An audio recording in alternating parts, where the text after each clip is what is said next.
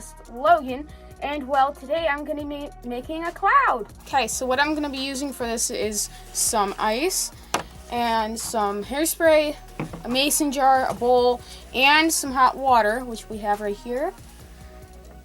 Okay, now first what you're going to want to do is you're going to want to take the hot water, and you're going to want to pour it in here into the mason jar.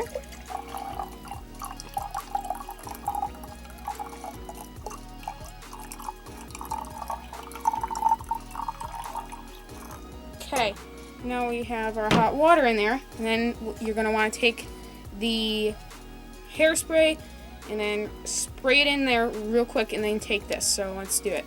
3, 2, 1. Whoop.